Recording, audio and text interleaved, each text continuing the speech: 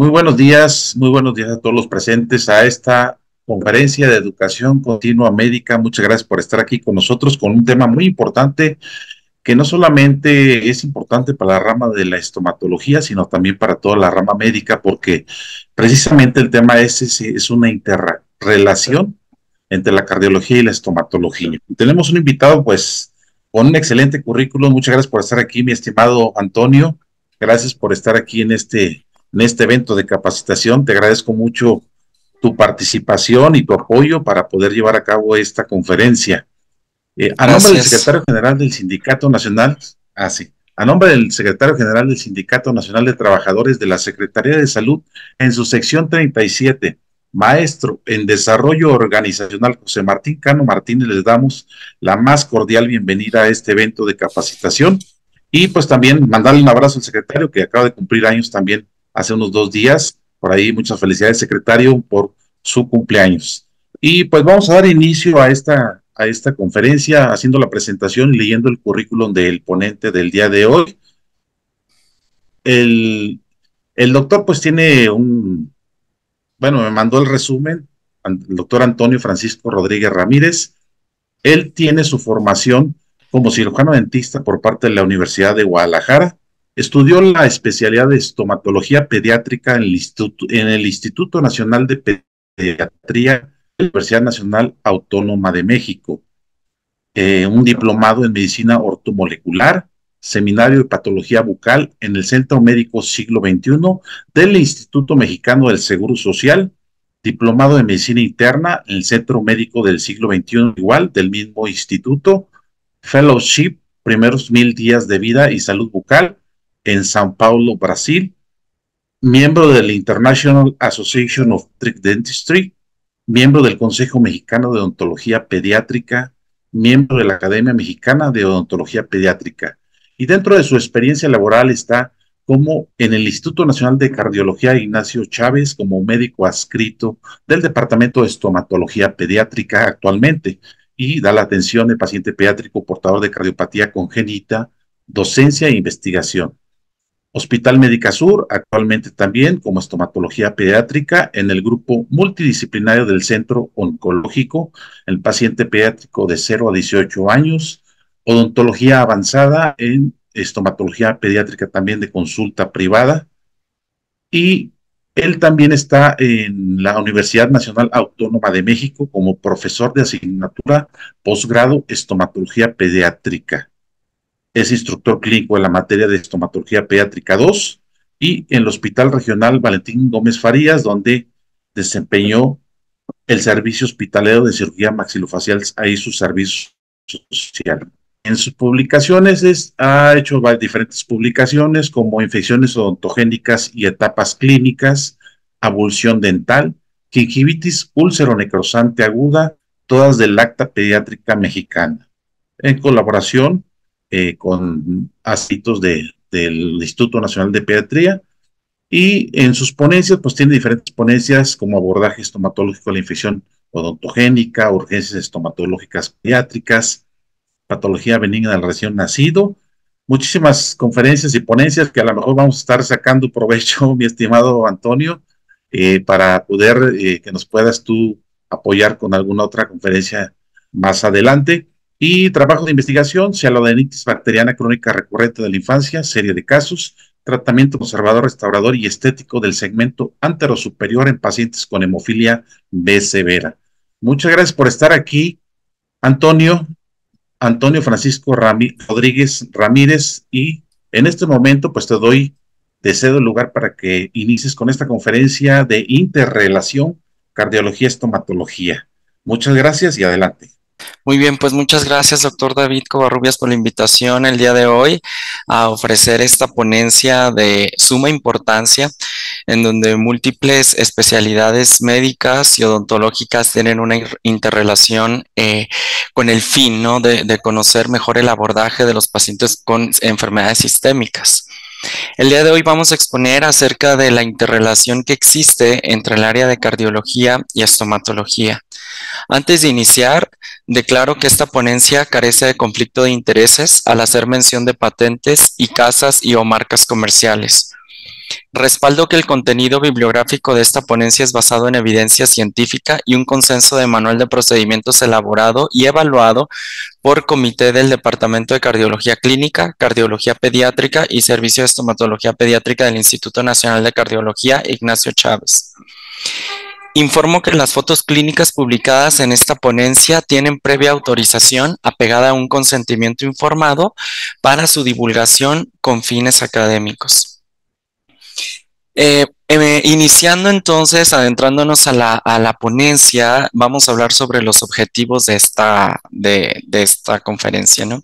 Me gusta iniciar con la fotografía del Instituto Nacional de Cardiología, que es un hospital de alta especialización, centro de concentración de todas las cardiopatías que aquejan a la población mexicana e inclusive latinoamericana, tanto en adultos como en niños.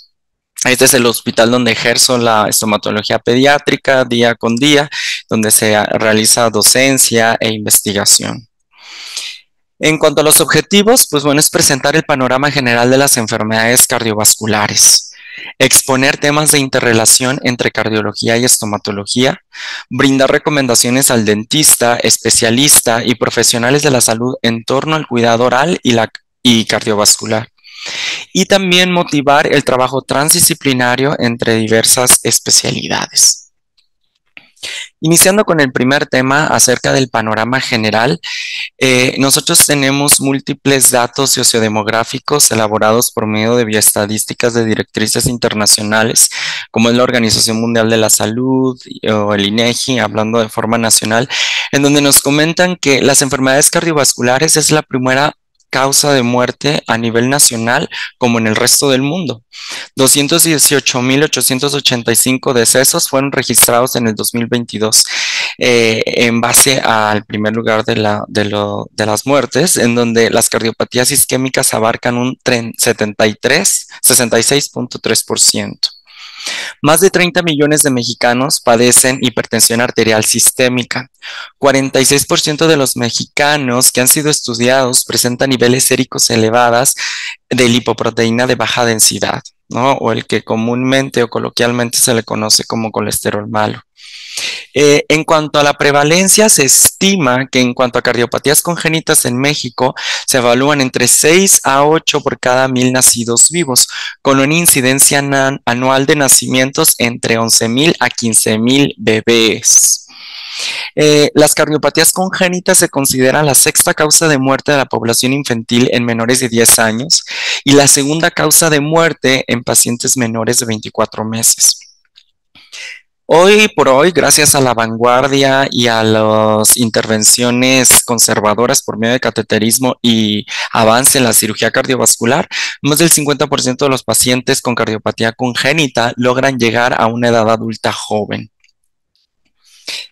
En cuanto a las enfermedades crónicas no transmisibles, que estas enfermedades se catalogan así porque estas tienen una etiología multifactorial, en donde impacta la genética, impacta la epigenética, factores ambientales y de comportamiento. Sabemos que la Organización Mundial de la Salud ha categorizado como las enfermedades cardiovasculares como enfermedades crónicas no transmisibles, incluyendo también el cáncer, diabetes mellitus o enfermedades crónicas de pulmón. Y también ha evaluado que dentro de estas enfermedades crónicas no transmisibles se han agregado dos grandes importantes para nosotros como especialistas en cavidad oral, ¿no? Que es la caries dental y las periodontopatías. Estas enfermedades crónicas no transmisibles tienen a cabo un patrón muy común, que son los factores de riesgo, que sabemos que son todas estas causas que aumentan la probabilidad de que se desarrollen estas enfermedades. Entre los factores de riesgo podemos clasificarlos como aquellos que son modificables, en los cuales pues impacta mucho sobre todo los hábitos saludables o no saludables del individuo, como aquellos factores de riesgo de tipo metabólicos. Entre ellos tenemos deficiente higiene oral, tabaquismo, alcoholismo, estrés, mala alimentación con alto contenido de grasas insaturadas, polisaturadas, azúcares libres, diabetes mellitus. Entre los metabólicos está la osteoporosis, obesidad, y síndrome metabólico y dislipidemias a cualquier nivel lipídico. Y los no modificables tenemos la edad, la etnia, el género y la predisposición genética. Entonces, al entender que estos factores de riesgo son el factor común entre muchas enfermedades crónicas no transmisibles, sabemos que entonces hay una gran relación entre las enfermedades de boca como sistémicas. Y es aquí la importancia de saber que la boca pertenece al cuerpo humano, ¿de acuerdo? Y que la boca puede agravar o puede impactar de forma negativa a las enfermedades sistémicas. Asimismo, las enfermedades sistémicas pueden tener implicaciones a nivel oral, que hay pues múltiples de ellas.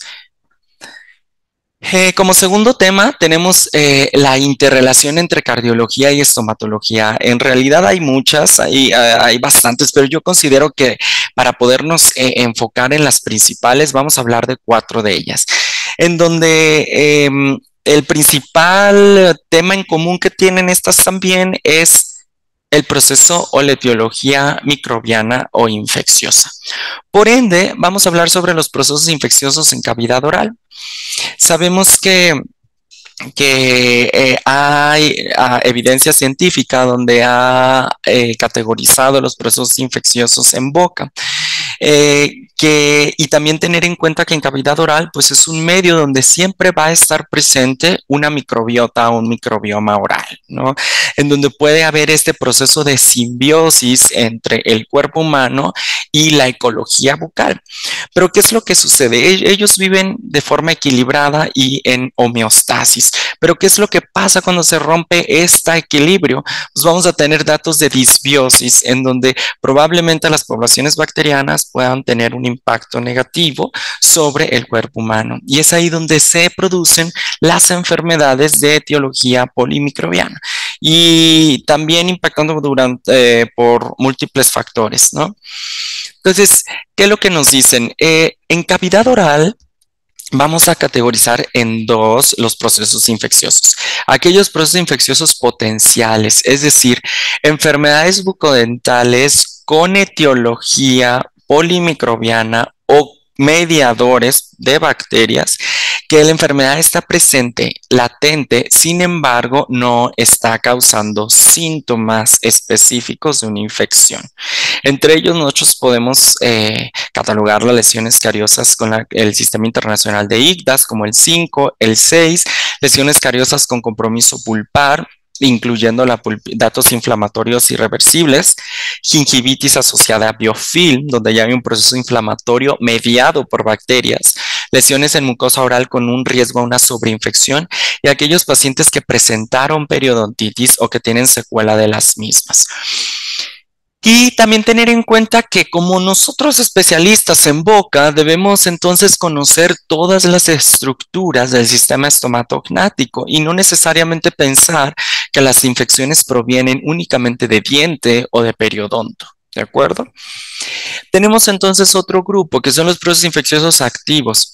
Son las enfermedades de etiología polimicrobiana o mediada por microorganismos que presentan como padecimiento actual síntomas propios de infección, en donde estos pueden ser traducidos por presencia de fístulas, abscesos centroalveolares o inclusive síntomas generales como síndrome febril, astenia, dinamia, pérdida de apetito, incluyendo trismus, poca tolerancia a cavidad oral y otros síntomas que pueden llegar a ejercer. Entre ellos, entonces, podemos hablar sobre órganos dentarios ya con un diagnóstico propio de necrosis pulpar o que presentan datos de periodontitis apical crónica, aguda, asintomática o sintomática.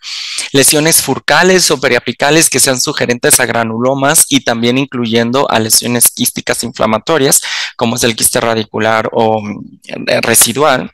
Periodontitis en proceso de actividad, donde veamos bolsas periodontales profundas, defectos óseos, incluyendo también exudado de estas bolsas. Cialadenitis bacteriana de cualquier glándula salival mayor, infecciones víricas o fúngicas en cavidad oral, incluyendo el herpes, Coxsackie, toxoplasmosis, trichinosis, Candida albicans, entre otros. Estos son procesos infecciosos activos, ¿de acuerdo? Y por supuesto, las infecciones odontogénicas diseminadas, como es la celulitis facial y los abscesos cervicofaciales, de origen de algún tipo de estructura de cavidad oral, como les digo, que no necesariamente tienen que ser dientes. Entonces es aquí donde ya este tipo de diseminación puede abarcar espacios aponeuróticos y diseminarse en una fase muy aguda o inclusive ya en una colección purulenta a espacios vitales, como puede ser el seno cavernoso, espacios encefálicos, retrofaringeos o inclusive el mediastino. Hablando entonces sobre los procesos infecciosos ya bien determinados, la Organización Mundial de la Salud define a la enfermedad periodontal como un trastorno inflamatorio crónico inducido microbianamente que afectan las estructuras que sostienen los dientes. He aquí entonces la importancia de comentarlo, ¿no? Que la enfermedad periodontal no como tal podría ser una enfermedad infecciosa, era lo que les decía, que tiene una etiología polimicrobiana, sin embargo están mediados por otros factores, en este caso como la inflamación. En cambio, la Organización Mundial de la Salud también define la enfermedad isquémica del corazón, que se refiere a las condiciones que implican el estrechamiento o bloqueo de los vasos sanguíneos, causada por el daño al corazón o a los vasos debido a la aterosclerosis. La piedra angular en la asociación tan estrecha que hay entre las cardiopatías isquémicas y la enfermedad periodontal. En cuanto a las cardiopatías isquémicas, vamos a englobar desde el síndrome coronario agudo, la angina de pecho estable crónica, la angina de pecho inestable y también el infarto agudo al miocardio en cualquiera de sus clasificaciones. En cuanto a la epidemiología, se sabe que que el 56.8% de la población mexicana padece algún grado de periodontopatía, donde los síntomas principales y signos es el sangrado gingival y la presencia de cálculo dental. De estos pacientes estudiados, 21% presenta gingivitis, 3.9% bolsas periodontales y 0.8% bolsas profundas. La prevalencia y gravedad de la enfermedad aumenta conforme a la edad y los factores de riesgo inherentes que fueron los que platicamos anteriormente.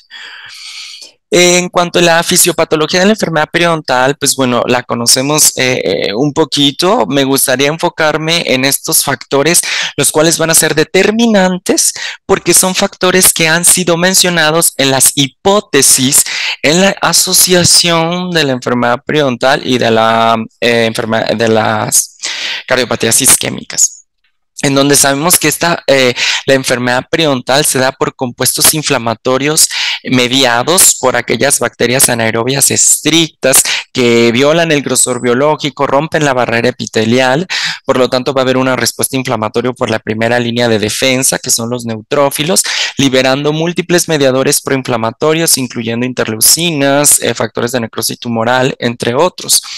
Esto va entonces a dar una respuesta inflamatoria exacerbada, por lo cual esto va a conllevar entonces a un desequilibrio de múltiples sistemas. Entre ellos son el sistema de las enzimas proteolíticas llamadas metaloproteínas, en las cuales estas metaloproteinasas van a empezar a degradar tanto el tejido conectivo que debe de ser ya degradado como el tejido conectivo no involucrado, porque no hay un equilibrio adecuado. Por lo tanto, hoy vamos a perder arquitectura gingival y pérdida de inserción clínica principalmente. Esto va a llevar a cabo entonces la formación de radicales libres debido al estrés oxidativo que se presenta en las mitocondrias a nivel celular y también va a impactar directamente en el sistema Rankl osteopotrogerina, en donde se va a llevar a cabo una desregulación entre el proceso de reabsorción y aposición ósea, y esta desregulación va a llevar a que los osteoclastos aumenten su actividad clástica y entonces hay una pérdida progresiva de hueso. Como sabemos, este proceso inflamatorio no controlado de la enfermedad periodontal va a ser mediado por las bacterias. Hay varias bacterias patógenas en cavidad oral que generalmente no pertenecen a una microbiota normal. Sin embargo, si nosotros permitimos que esta microbiota o microbioma oral madure, va entonces a formar un nicho ecológico para que se produzcan bacterias anaerobias estrictas o facultativas del grupo gram negativo que entonces sí van a causar patogenicidad debido a la liberación de lipopolisacáridos y algunas otras leucotoxinas. Entre estas bacterias, la principal de ellas es la Porphyromonas gingivalis, una de las bacterias que ha sido mayormente estudiada por microbioma y por microbiólogos, que ha llamado la atención el alto grado de patogenicidad que tiene tanto en boca como en sitios distantes, y uno de ellos es el endotelio. Bueno, aquí tenemos una expresión clínica de la enfermedad periodontal que en alguna ocasión nosotros hemos visto. Yo generalmente ya no, pero son fotografías de pacientes en donde vemos aquí datos de una pérdida de la arquitectura gingival, datos de edema, datos de hiperplasia gingival, cambio de coloración eritematoso, vemos bolsas con un exudado activo, presencia de cálculo dental en todas estas zonas. Aquí tenemos un absceso dentoalveolar o de origen periodontal. Ajá. Y radiográficamente, ¿qué vemos? Pues justo lo que habíamos platicado en la fisiopatología de la enfermedad, que es esta degradación progresiva crítica de las apófisis alveolares del maxilar y de la mandíbula, lo que hace que los dientes pierdan soporte. Entonces, la enfermedad periodontal se considera un factor de riesgo predictor para la aterosclerosis subclínica y complicaciones de la misma. ¿Qué es lo que nos dice la evidencia científica? Se han publicado múltiples artículos con diseños de estudio importantes de medición que están en la pirámide de la pirámide de evidencia científica. Sin embargo, estos metaanálisis que se han realizado y revisiones sistemáticas, pues obviamente son de estudios observacionales principalmente o casos control, ¿no? Entonces, por lo tanto, ahí consideramos que pues, la evidencia puede estar un poco limitada. Todos los artículos que se han publicado han avalado la asociación entre la enfermedad periodontal y las cardiopatías isquémicas como piedra angular, la aterosclerosis. Sin embargo, ninguno de ellos ha podido medir el efecto causal, ¿de acuerdo? Eso es algo muy importante. En este artículo publicado en el International Journal of Cardiology mencionan fueron evaluados 15 artículos observacionales con un total de 17,330 pacientes, en donde se concluye por datos de metaanálisis que sí hay una asociación. Sin embargo, la evidencia es insuficiente para determinar el efecto causal. En este artículo de revisión nos mencionan 3 datos que les quise colocar en un recuadro rojo que son muy importantes, en donde también avalan la asociación. Entre ellos, se han hecho cultivos de las placas de ateroma resecadas por medio de procedimientos quirúrgicos endovasculares, en donde se han visto que se han observado bacterias de la placa. Bacterias del biofilm, que principalmente son anaerobias. Todos aquellos pacientes que presentan una periodontitis activa, al momento de nosotros tomar mediadores químicos por base de estudios sanguíneos, vamos a observar una proteína C reactiva elevada, fibrinógeno, que es exageradamente importante también en el desenvolvimiento y desarrollo de la aterosclerosis. Y se sabe que estos mediadores proinflamatorios liberados por la periodontitis van a impactar y modificar en los niveles séricos de lípidos, ¿de acuerdo? Y van a contribuir también en los receptores de las membranas celulares de las células del endotelio. También se sabe que los niveles inflamatorios de la periodontitis pueden llegar a modificar este proceso oxidativo de la lipoproteína de baja densidad, que es ahí el punto débil de cómo es que se van desarrollando las placas de ateroma. En otro artículo nos mencionan que la formación de placa de ateroma puede, la progresión de la placa de ateroma puede ser a través de una vía directa por bacteremia e invasión bacteriana de los sitios distantes, principalmente la boca, y que consiste en un aumento de niveles de mediadores inflamatorios sistémicos, lípidos, hemostáticos y factores trombóticos, entre otros. En este otro artículo, igualmente, se hace una revisión sistemática de estudios longitudinales y casos control, en donde se observa que también hay una asociación. Y en este artículo de casos control que me pareció interesante, podemos observar que se hizo este estudio con un grupo de estudio de 71 pacientes con una edad promedio de 51 años que presentaron infarto agudo al miocardio.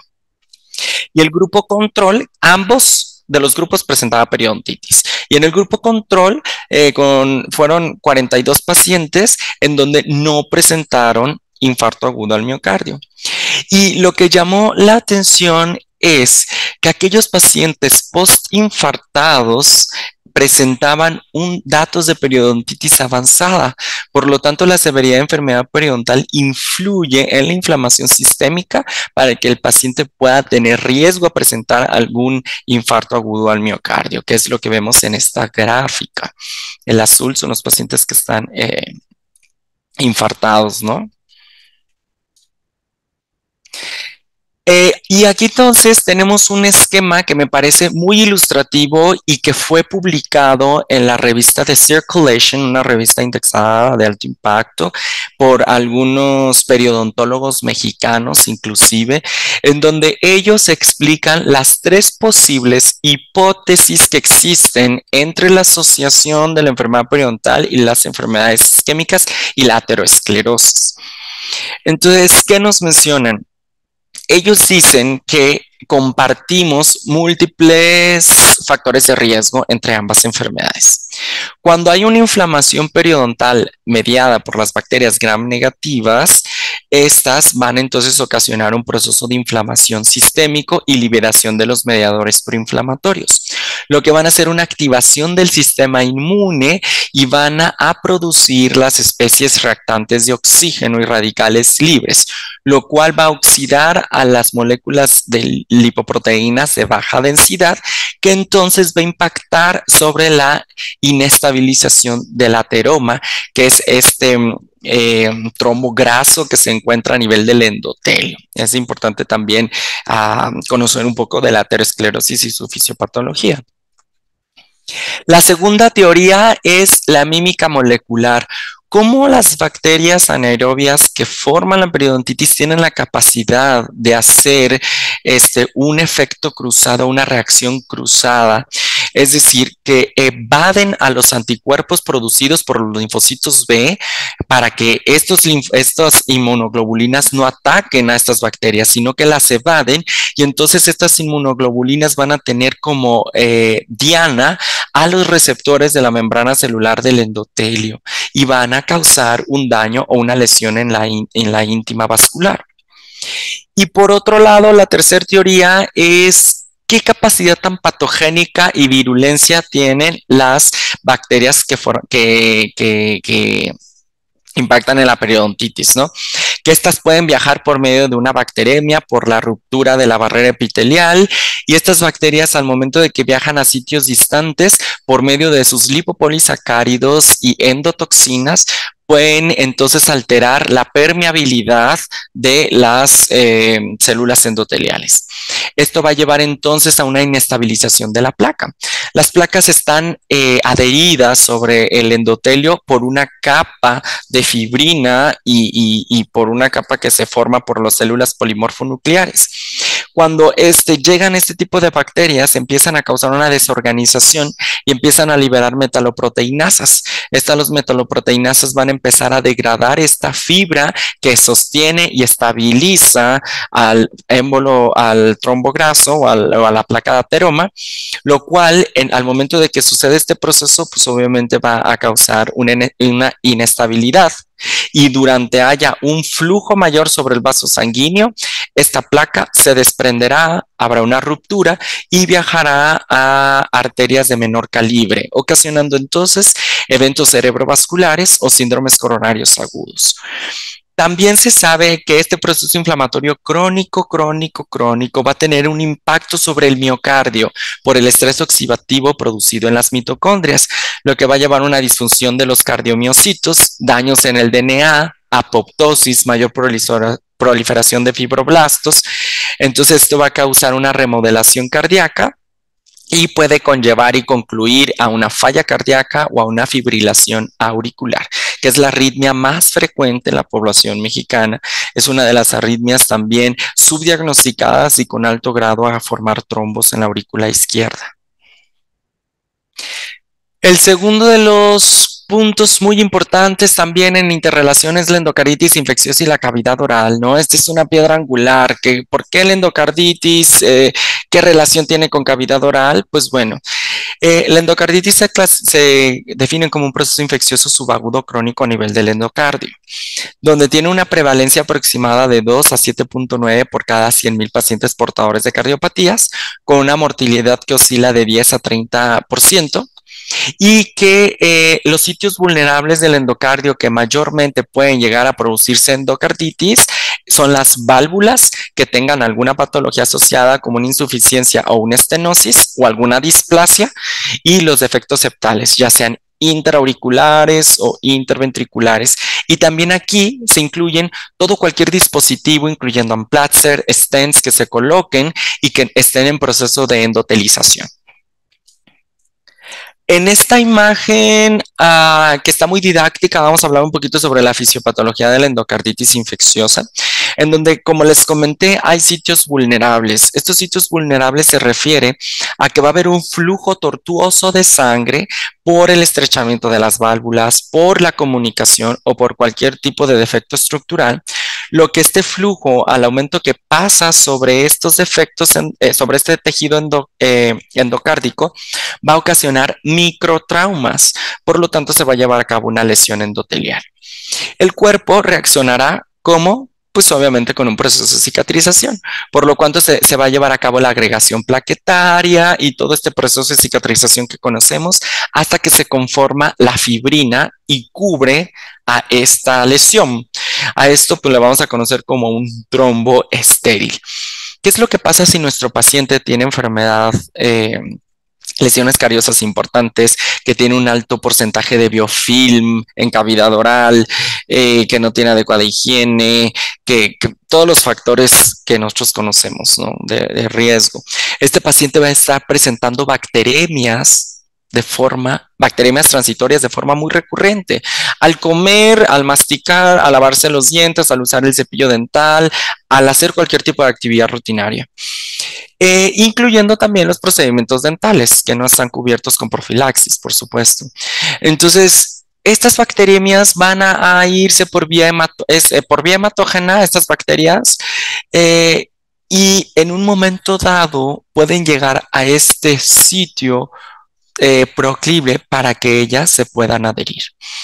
Es importante mencionar que las bacterias que causan la endocarditis infecciosa son bacterias de un complejo amarillo, son bacterias comensales en el biofilm, son bacterias que están todo el tiempo y que colonizan la boca cada media hora, ¿de acuerdo? Pero, ¿qué es lo que pasa? Estas bacterias tienen una gran particularidad de tener fimbrias y tener adhesinas y dextran en su membrana celular y en sus desechos metabólicos, los cuales ayudan a adherirse sobre este trombo estéril y por medio de sus capacidades de comunicación y señalización van a empezar a jalar mayores especies hasta que ocasionen una reproducción, proliferación y colonización de este trombo estéril. Y es ahí entonces donde conoceremos la vegetación. Es ahí donde se lleva a cabo la endocarditis infecciosa.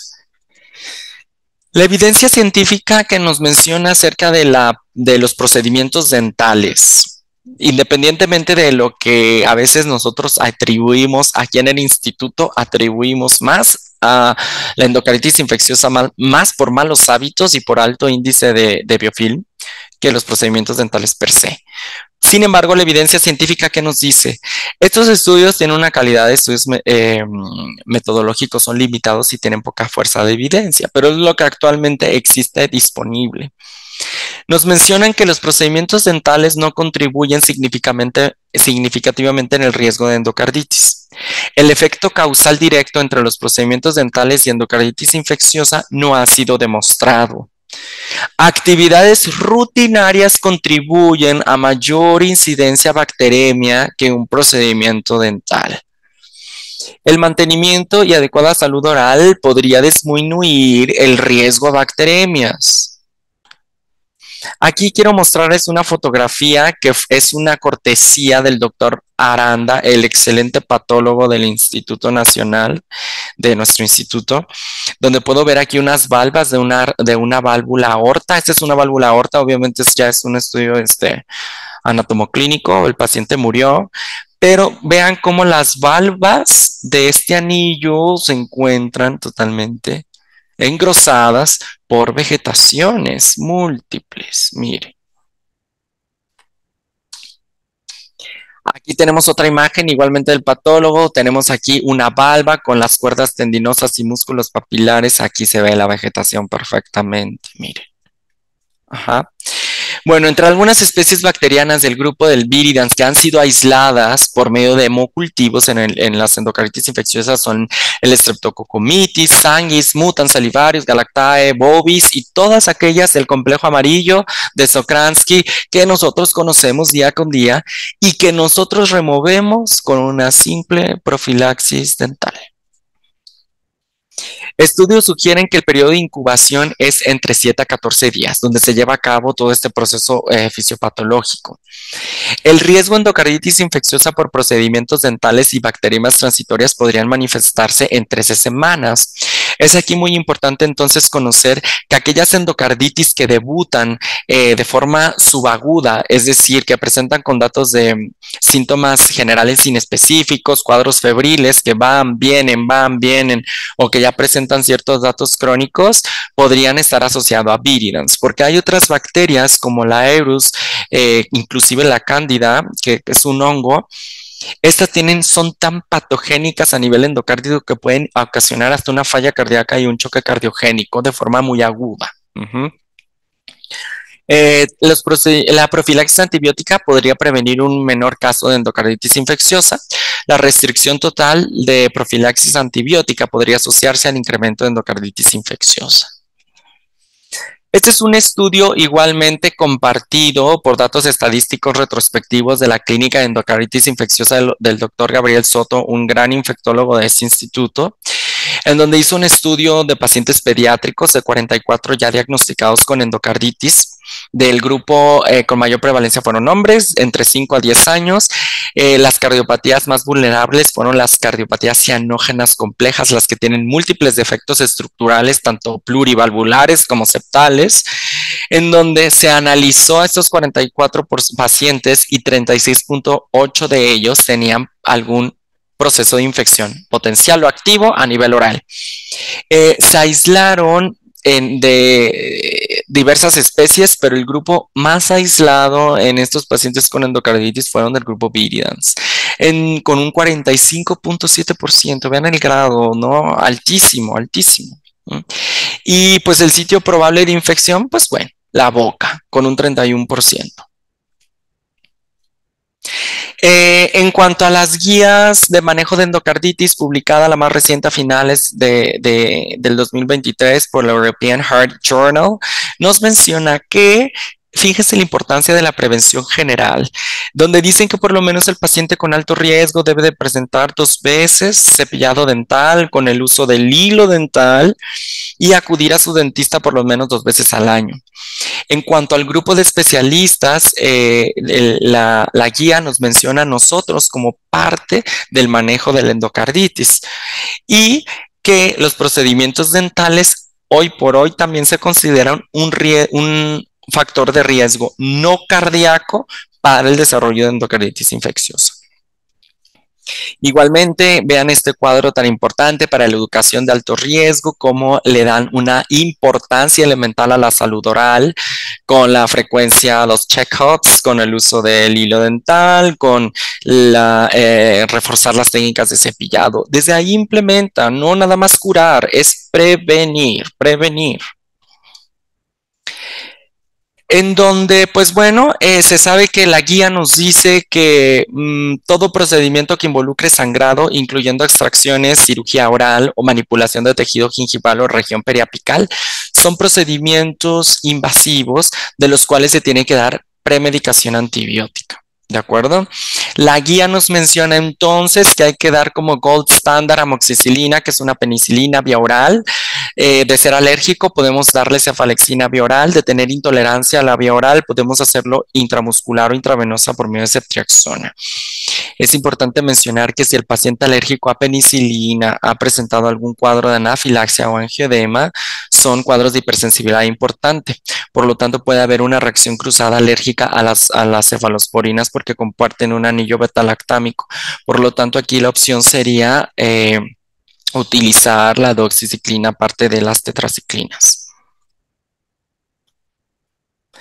Ellos también mencionan que no todo paciente cardiópata requiere de profilaxis antibiótica. Ellos hacen una pauta muy específica de cuáles sí se tiene que medicar, como son aquellos que ya hayan presentado endocarditis, todos aquellos que tengan algún tipo de prótesis o dispositivo valvular, cardiopatías congénitas y anógenas no corregidas, o que si ya fueron corregidas, a lo mejor tuvieron un defecto residual o un cortocircuito. Y aquellos pacientes que se intervinieron tanto quirúrgica como por medio de cateterismo en el lapso de los primeros 6 meses, es importante cubrirlos con antibiótico profiláctico si requieren de un tratamiento dental.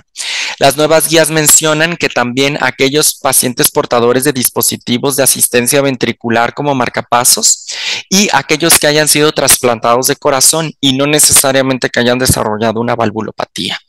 Entonces, es ahí donde nosotros podemos identificar cuáles hay que premedicar. De acuerdo, aquí tenemos un ejemplo de una receta para profilaxis antibiótica, donde mencionamos aquí una caja de Amovay de 500 miligramos en tabletas, ponemos el nombre genérico del medicamento o el ingrediente activo, mejor dicho, en paréntesis. Es importante cuando se den las indicaciones de toma, no usemos ningún tipo de abreviatura. Tomar 2 gramos vía oral 1 hora antes del procedimiento dental. Se recomienda que siempre sea frente a personal médico por cuestiones médico-legales, ¿de acuerdo? Entonces, ¿qué es lo que sucede? El hecho de yo dar una profilaxis antibiótica no significa que vaya a dejar terapéutico el antibiótico a mi paciente por algún procedimiento innecesario, porque también hay una cosa que tenemos que tener en cuenta. Tenemos algo que se nos avecina, que es la multiresistencia a los antimicrobianos. Entonces, no debemos de fomentar la discriminación en cuanto a prescripción antibiótica. Es por ello que no es recomendable prescribir antibióticos en pacientes portadores de cardiopatías que la AJA que los excluye, que no son los que menciona. No prescribir de forma terapéutica antibiótico mientras el paciente no esté infectado. Con una profilaxis es más que suficiente. No prescribir antibiótico posterior a tratamientos dentales conservadores, incluyendo operatoria o tratamientos periodontales. Y también exodoncias de órganos dentarios deciduos con movilidad. Emplear adecuadamente la prescripción en intervalos, horarios y días según la farmacocinética y farmacodinámica del antibiótico. Saber que si las cefalosporinas se deben de recetar cada 6 horas, si las macrólidos se tienen que recetar cada 24 horas, es muy importante reforzar y retomar toda la farmacocinética y farmacodinámica de medicamentos. No prescribir antibióticos de forma indiscriminada.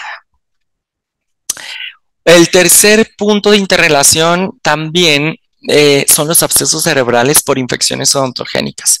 La mayoría de estos artículos tienen una calidad de metodología limitada y riesgo razonable de sesgo porque son estudios de casos, de serie de casos o un caso clínico o revisiones sistemáticas de los mismos. Entonces, los sesgos en estos estudios pues, son altos.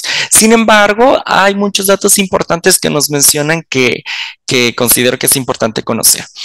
Los pacientes con cardiopatías congénitas son los más vulnerables a desarrollar abscesos cerebrales. ¿Por qué?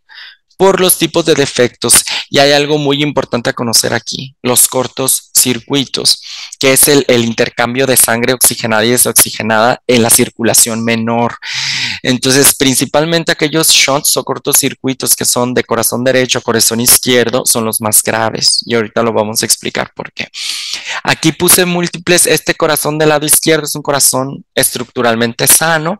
Todos estos corazones son cardiopatías congénitas de diversos defectos estructurales y que son corazones con cardiopatías cianógenas complejas, que es aquí donde nosotros vemos los cortocircuitos por las comunicaciones o por las regurgitaciones valvulares, por los prolapsos y demás.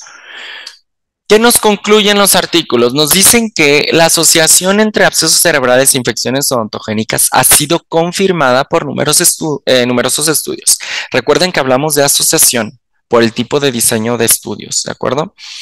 Las cardiopatías congénitas con cortocircuitos de derecha a izquierda permiten que las bacterias que colonizan la cavidad oral pasen a través de la circulación fetal por la sangre venosa. Se ha descrito que las infecciones odontogénicas son responsables de al menos 2% de los casos de abscesos cerebrales. Las infecciones odontogénicas han asociado abscesos cerebrales por ausencia de otros focos. Confirmación de infección dental y presencia de microorganismos orales en los cultivos. Es decir, hay un paciente con un absceso cerebral, no se puede determinar el foco específico, valoran cavidad oral, hay presencia de infección y al momento de hacer cultivos del contenido purulento, pues hay presencia de microorganismos orales. Entre ellos, pues bueno, vemos al grupo o al sector de morado del complejo de Sokransky, principalmente, que son las Actinomyces y Fusobacteriums. Y la vía hematógena y linfática se consideran las rutas de infección diseminada a sitios distantes. En cuanto a recomendaciones de salud, pues bueno, en cuanto a recomendaciones de profesionales a la salud, colegas, médicos, enfermeras y demás, se comenta que el principal motivo de interconsulta que hay entre ambas especialidades, tanto cardiología como estomatología, es la detección y tratamiento y erradicación de los procesos infecciosos en cavidad oral. Por lo tanto, eso nos lleva a nosotros priorizar los tratamientos y saber limitaciones en base a su cardiopatía, Es decir, que nosotros debemos de entonces categorizar al paciente de qué tratamientos dentales puedo hacer y qué tratamientos dentales los tengo limitados en base a su cardiopatía. Un paciente sistémico jamás se va a tratar igual que un paciente sano, ¿de acuerdo? Conocer el padecimiento cardiovascular y compromiso para poder determinar su manejo. Hay cardiopatías tan complejas, hay pacientes que han sufrido recientemente un infarto, pacientes con cardiomiopatías que tienen deterioro de clases funcionales, que son pacientes que evitar cualquier complicación transoperatoria en sillón. Lo ideal es derivarlos de forma hospitalaria. La selección de medicamentos, tanto analgésicos como antibióticos. La interacción farmacológica entre los medicamentos cardiovasculares y la boca. Uso de anestésicos orales.